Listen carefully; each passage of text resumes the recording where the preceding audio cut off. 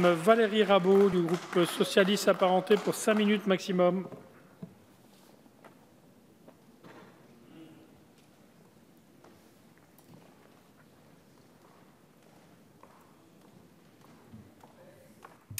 Monsieur le Président, Monsieur le Ministre, Monsieur le Président de la Commission des Finances, Monsieur le rapporteur général, mes chers collègues. Pour ce deuxième printemps de l'évaluation, la majorité LREM a choisi de faire déposer par la Commission des Finances une proposition de résolution portant sur le renforcement du pilotage des effectifs de la fonction publique d'État et de la masse salariale. Si nous, députés socialistes et apparentés, partageons les propositions qui sont dans cette proposition de résolution et que nous soutiendrons, nous sommes en revanche en désaccord avec un certain nombre d'arguments avancés par ses auteurs. Alors je voudrais revenir sur les 4 objectifs de la proposition que nous allons soutenir. Avoir un suivi détaillé de la masse salariale de l'État et de ses composantes, je pense que c'est du bon sens. Cette donnée est demandée par tous les rapporteurs généraux du budget depuis bien longtemps, sans avoir beaucoup de succès. Cette donnée qui vise à distinguer ce qui relève de la progression salariale normale et de ce qui relève des avancements est essentielle pour apprécier la politique salariale de l'État.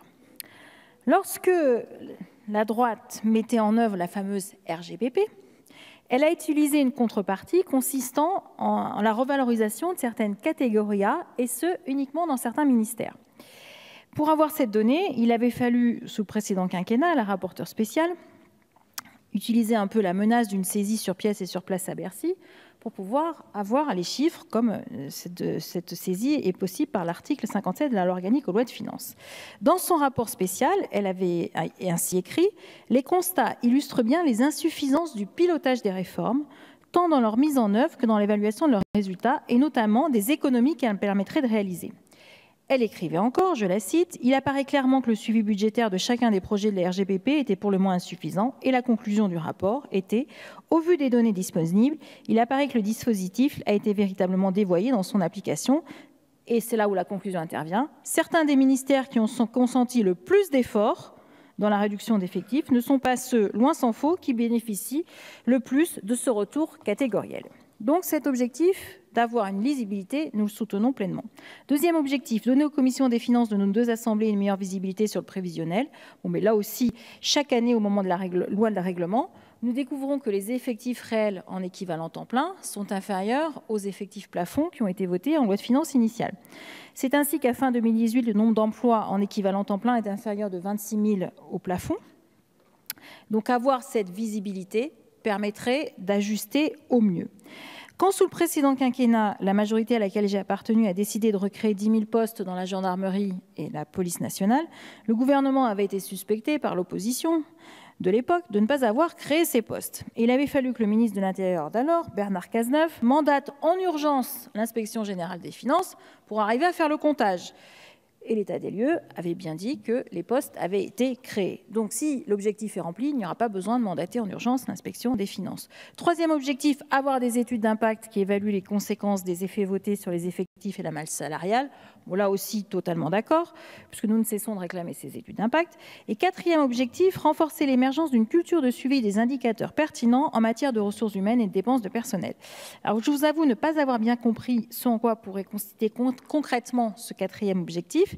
S'il s'agit d'avoir un tableau de bord précis par administration, cela me paraît être extrêmement pertinent. Si cela doit conduire à se contenter d'une approche strictement budgétaire sans réflexion stratégique sur les missions, cela évidemment pose quelques questions, mais peut-être que les auteurs de la PPR pourront, peut-être qu'ils l'ont déjà fait, je ne sais pas, préciser ce point. Vous l'aurez compris, nous voterons cette proposition de résolution. En revanche, permettez-moi de dire quelques mots sur les arguments que vous avez utilisés pour justifier cette proposition. Vous dites que la masse salariale a augmenté d'un peu plus de 10 milliards d'euros entre 2009 et 2017. Ce montant est certes important, il est juste, mais sur la période 2012-2017, il reste inférieur à la progression de la croissance économique. C'est-à-dire que, ce qui n'était pas le cas sous tous les quinquennats. Première observation, la création de richesse a été supérieure à la consommation qui a pu en être faite. Deuxième observation que vous formulez, la masse salariale représente une part considérable du budget de l'État. Presque comme si cela était choquant. Alors moi, je considère qu'il n'est pas que choquant que l'État soit aussi conçu pour assurer des services pour nos concitoyens et que forcément, ça se reflète dans la part des dépenses de l'État. En 2016, et je sais que le rapporteur général actuel l'a repris, nous avions réalisé un exercice qui a été publié qui visait à décomposer les dépenses publiques, tout compris État, sécurité sociale, collectivités locales, par nature de dépenses, c'est-à-dire fonctionnement, investissement, dépenses sociales et charges de la dette. Eh bien, la partie fonctionnement n'a pas bougé depuis 2000. Elle représente toujours 18% du PIB. Je conclus, Monsieur le Président, pour dire que nous voterons cette proposition de résolution. Merci, Madame la députée. La parole est à Madame